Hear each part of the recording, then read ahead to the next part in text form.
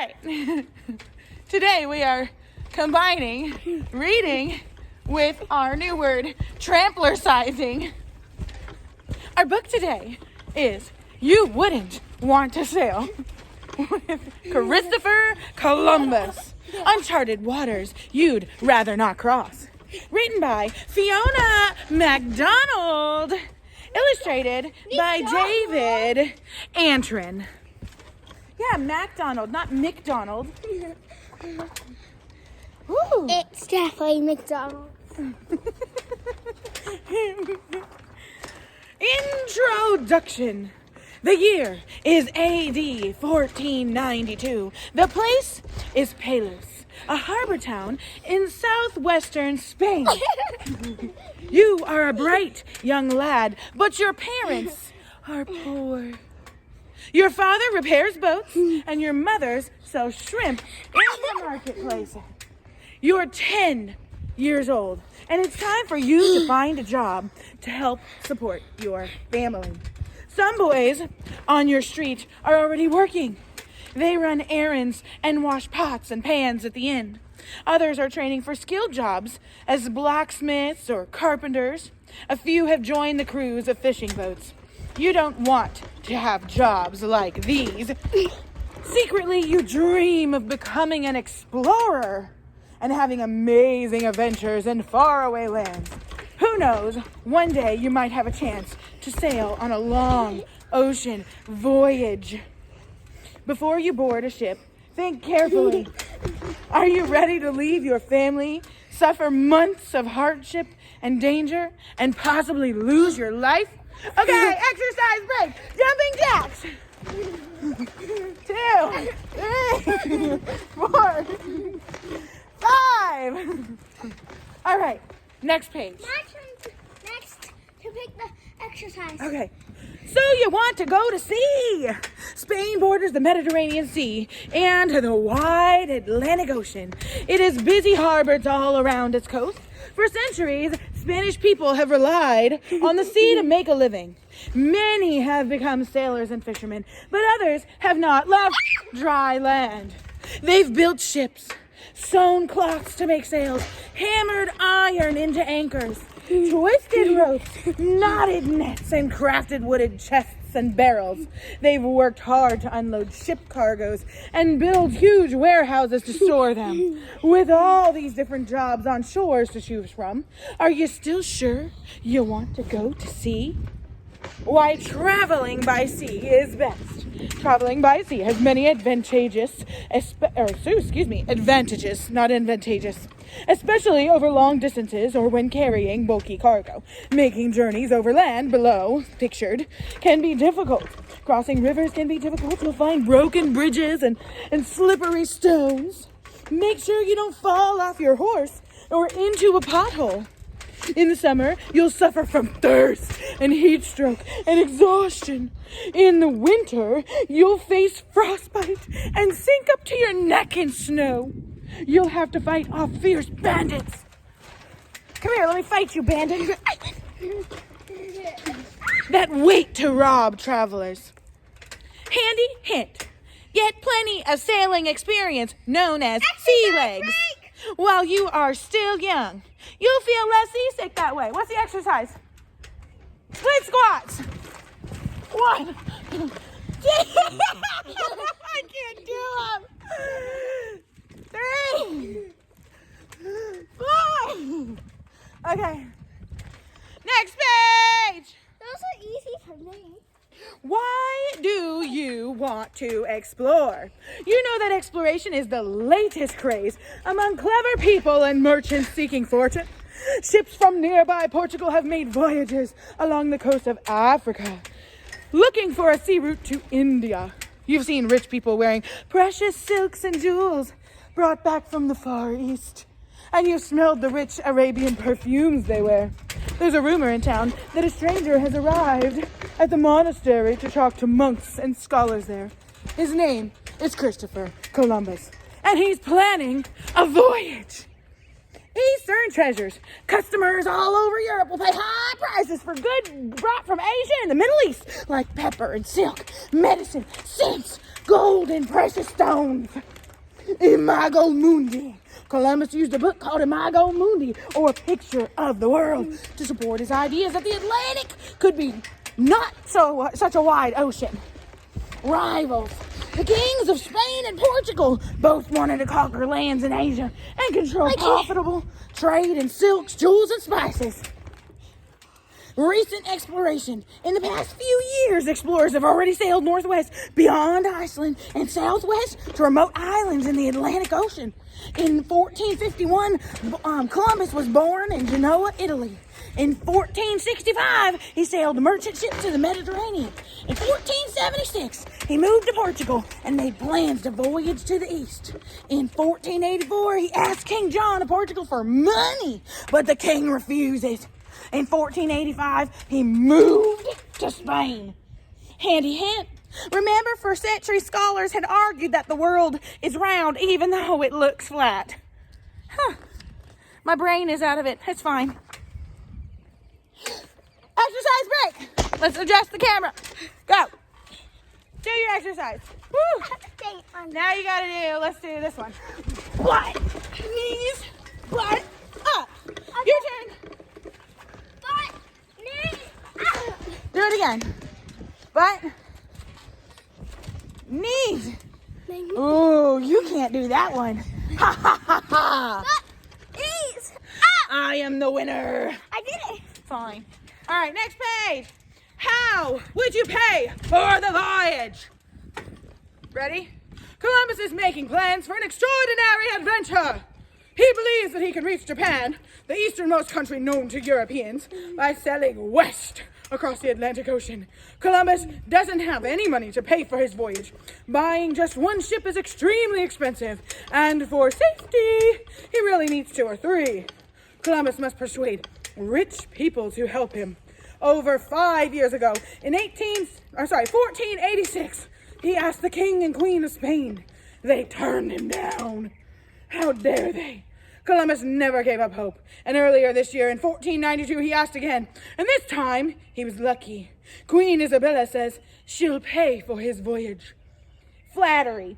The praise the queen's noble birth and generous nature and reputation. He used that. He used national pride. Tell the king that he'll win lasting fame for the backing the voyage.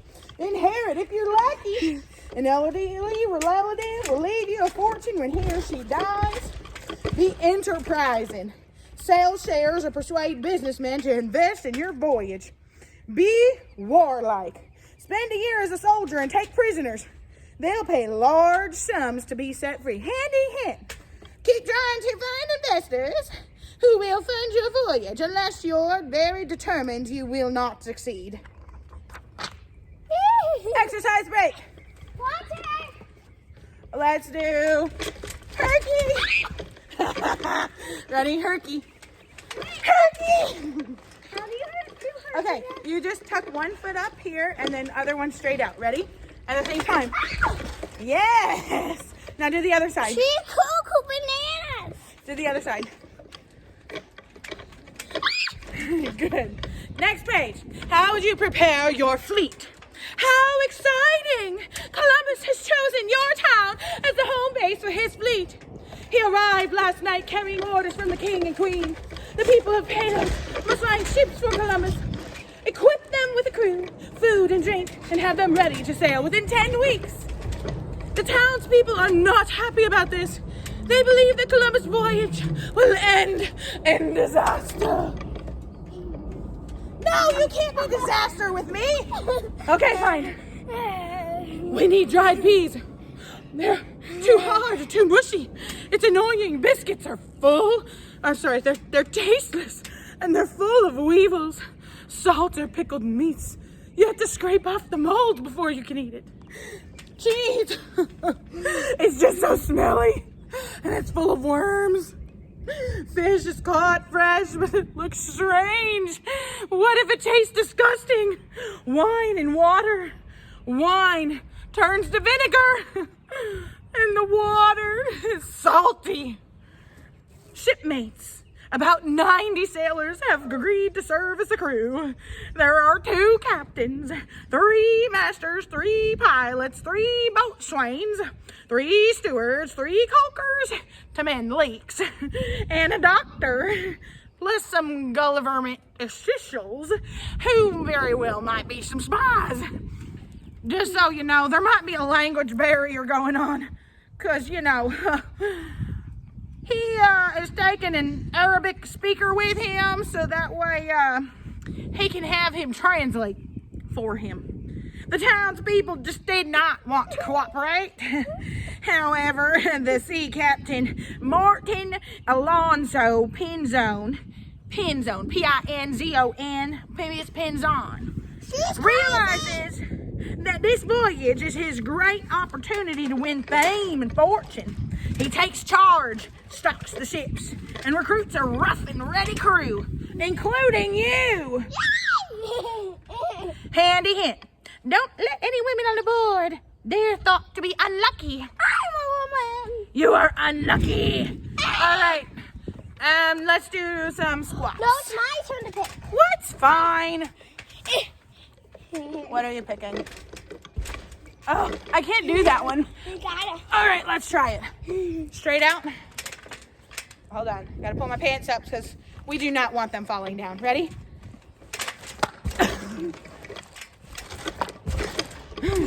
All right, next page.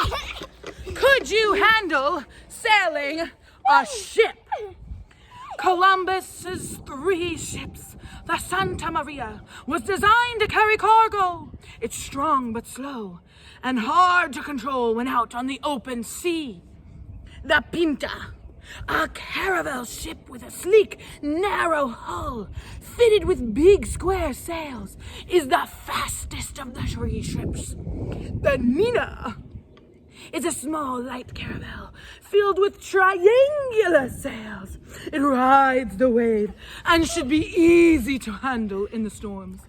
Columbus is taking 3 ships on his voyage, the Nina, the Pinta, and the Santa Maria. Like all other vessels, they are made of wood and powered by the wind trapped in their sails. Handling a sail vessel is not an easy task. It takes strength and experience to raise and lower the heavy sails, and real courage to climb the tall rigging. If too many sails are hoisted, the mast might crack, and the whole ship might capsize. If there are too few sails, the ship cannot steer safely on its course, and it will drift dangerously at the mercy of the sea. Be a safe sailor. 1, don't get caught up in the ropes. Don't get caught up in the ropes when you raise and lower the sails. Have a firm grip. Don't fall on the rigging that holds the mast in place. Tie the sails down firmly, or they'll flap in the wind, and they might even try to blow away. Look out, don't get caught out by the calms, or your ship will just drift aimlessly. Hold on tight when you climb the mast to the reef or shorten the sails in a gale. Handy hint, learn to sew. One day your life might be depend on being able to mend a sail. Exercise break. Squats. Nope, just regular squats. Ready? 1, 2, jump. 3, jump. 4, jump. Okay, which way would you steer? You head west across the Atlantic Ocean. Columbus thinks there's land in that direction. Plants unknown in Europe have washed up on the shores facing west. Columbus has read books which make him think that Japan is only about 2,734 miles away, but it's actually 9,320 miles further. He calculates that he should reach it quickly. Just in case he doesn't, he decided to keep 2 logbooks.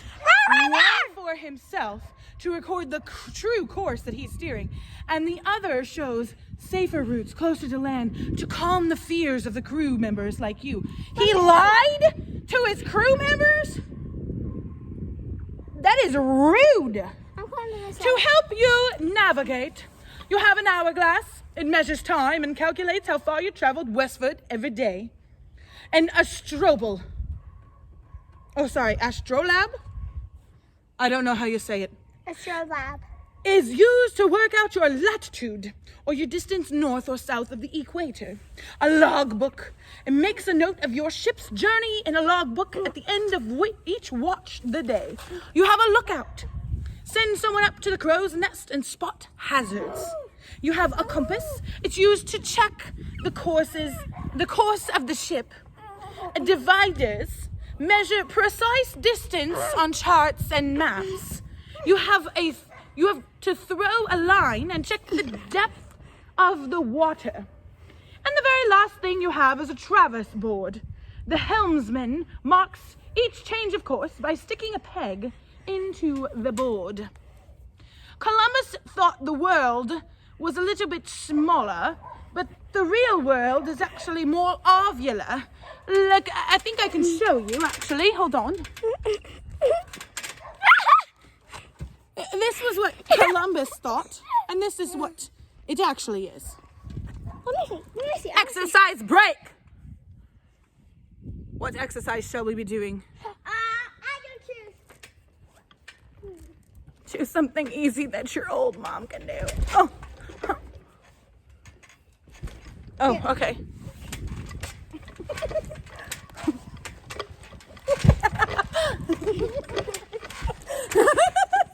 Okay. Next page.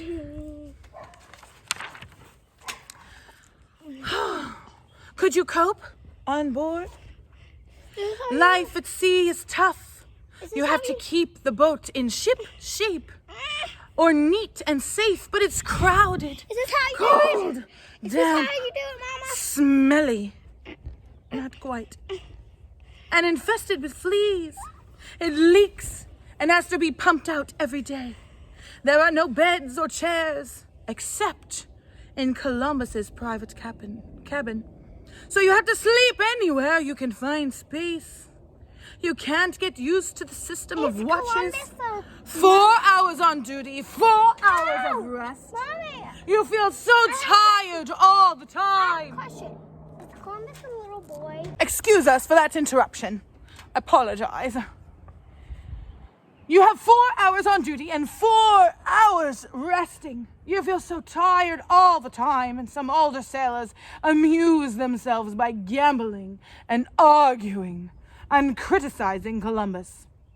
The duties of the crew: pumping bilge water, cleaning the deck, mending sails, checking ropes, inspecting cargo, mending leaks,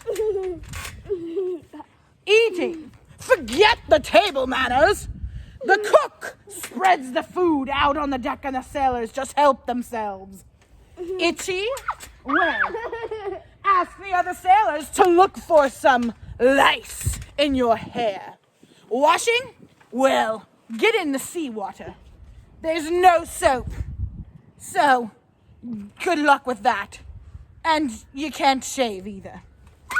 Ugh. The villages are usually full of slimy, smelly water, and there are rats. The ships are infested with them. And toilets? Well, it's just a wooden seat attached to the side of the ship. When the weather's bad, find a dark place in the hold. Handy hint. Sleep up on deck. It's cleaner and healthier than below. Praise the Lord. Each day begins and ends with a religious service. It's the first time. It'll be at 3 a.m. when the cabin boy sings a hymn. The next page. Okay, exercise break. We call this one the bucking donkey. Okay. Would you lose hope? It has been over 2 months since you sailed away from Spain, and there's still no sight of Japan. The crew starts to grumble that Columbus has made a mistake in his calculations. You wonder if you are all doomed to die. Everyone on board has done his best to keep a lookout for land, but with no success. On October 10th, the crew of your ship Santa Maria organizes a protest to confront Columbus. They say that the voyage west has gone on long enough and demand that he return the ships to home. He refuses, and the men are still unhappy. Will there be mutiny? Hopeful signs of land, mist and clouds. This sometimes gathers above islands, birds flying overhead. Most do not go far out to sea. Seaweed often grows in shallow waters close to land. Shellfish and other creatures like that live on beaches. Branches that have fallen off the seaside into the trees, from the trees into the seaside, and smells of sweat and sewage mean that people are nearby. And generally a glow on the horizon means that there's houses or lights or maybe some fires. Handy hint, keep your eyes open. Columbus has offered a reward to the first man to sight land. Exercise break! What are you picking?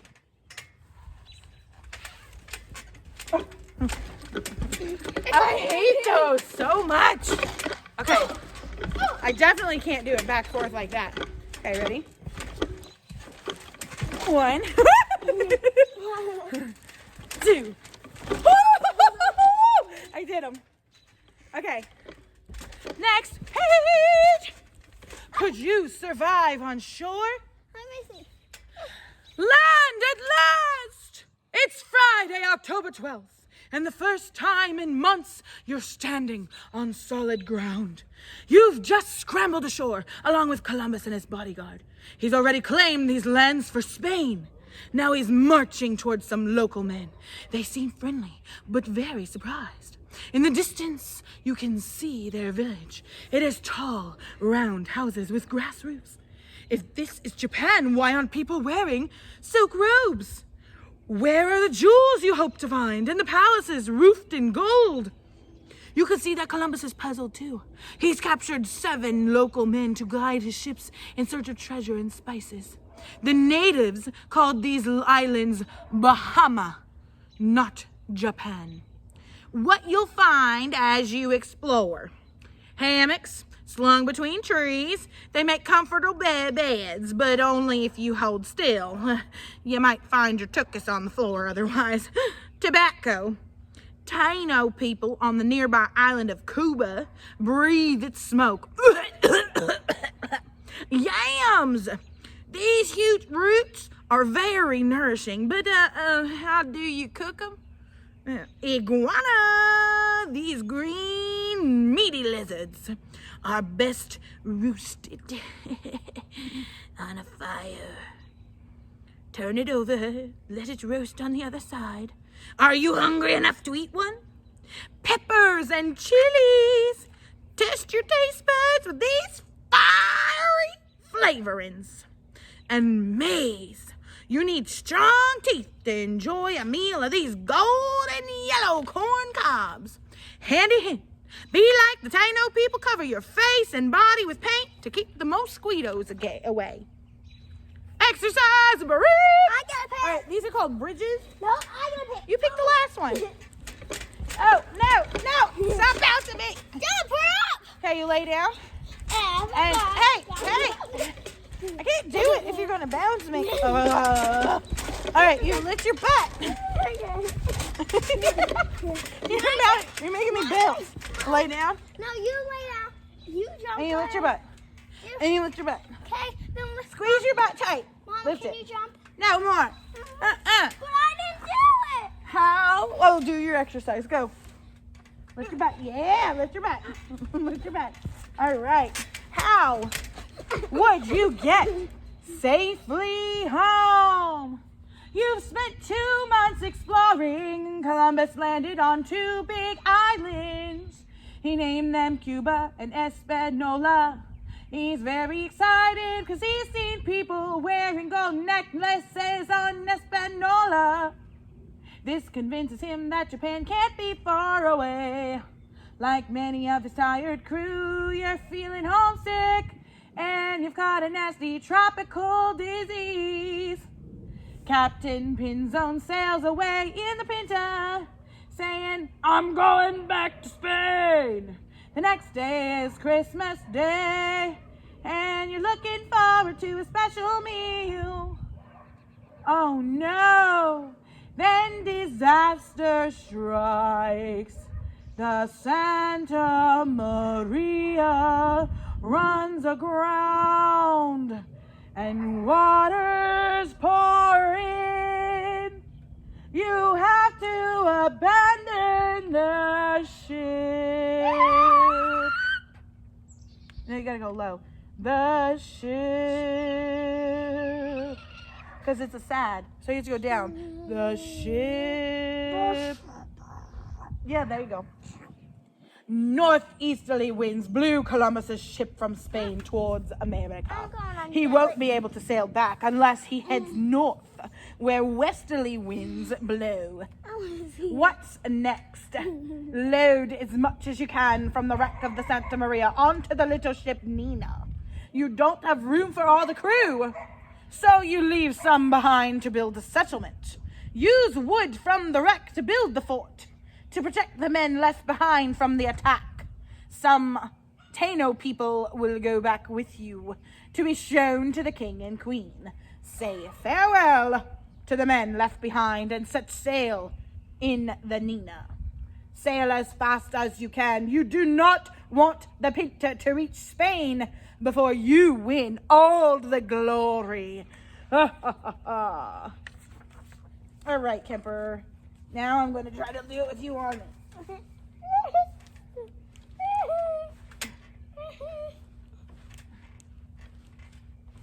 Okay. Again. Would you make more voyages? The Ninas finally reached Palos Harbor on March 15th, 1493. 93 is when he came back. 92 is when he sailed there. Soon after, Columbus received a hero's welcome from the king and queen, who eagerly agreed to pay for another voyage. They hoped he'd conquer more land, find more gold, and convert local people to Christianity. You sailed with Columbus on that second voyage, and on 2 more since then. But was it really a good idea? You've visited beautiful countries, and you've also seen a lot of death and disaster. Columbus fights with the local people and treats them like slaves. That's very rude. The second voyage was from 1493 to 1496. The third voyage was 1498 to the 1500s. And then the 1502 was the fourth voyage, and it went till 1504. Is Columbus nice or mean? Sounds like he's kind of mean. But he's just doing it to save his family. I don't know, he wasn't. He was doing it for fame and glory and power and wealth. Oh. He didn't do anything to help his family. He's mean. Ah. Would it be Exercise all? break! What? No break. Okay, rolling with Kemper. That's what the break is. No. It's not even on. Yes, it is. No, it's on. It's a square. That means it's on. I'm turning you off. No, you can turn it off. We're not done. The book's not over. Would it all be worthwhile? It's now 1504, and Columbus has made his last voyage. He's back home in Spain, tired, ill, Turn it back. bitter, and angry. Turn it off. He's deeply disappointed. I'm trying to read here. It's off. 3. His expeditions have exhausted him, but he's still determined as ever. He spends his days trying to win back power and glory, and still thinks that he reached the continent of Asia on the islands and the islands of Japan. He's sad and mistaken. But don't forget, his voyages changed our view of the world forever. Look back at the time when you spent with him and all his adventures you shared. Do you think it was worthwhile? If you were given a second chance again, would you really want to sail with Christopher Columbus? In Columbus's final years, his arch enemy, the King of Spain, appoints Columbus's rival, Nicholas Ovando, as governor of Hispaniola. No, I don't think so. He sounds like a bad guy. St. Nicholas was a nice guy. America is named after a rival explorer, Italian Amerigo Vespucci, who sailed in 1499 and again in 1501. Rich rewards? Well, Columbus received just 1/5 of the gold that he found on Hispaniola, not 1/10 as he had hoped for. Columbus's letters to the King of Spain, begging forgiveness and favor, were thrown away. Death. Exercise break! Wait, we have 2 more. Exercise break. You can't exercise on me, especially not while I'm reading. After Columbus dies in 1506, later explorers prove that many of his ideas were wrong. Columbus's son is made admiral of the ocean, sea, and governor of the Indies in his place. Handy hint! Be kind to local people. Columbus wasn't. This made him many enemies and helped ruin his career. Have to do it. It's called lift up your body. The end. Thank you very much for watching our trampler sizing. It's just me, not her. moment. It's only mine. You didn't do anything. I talked the whole time.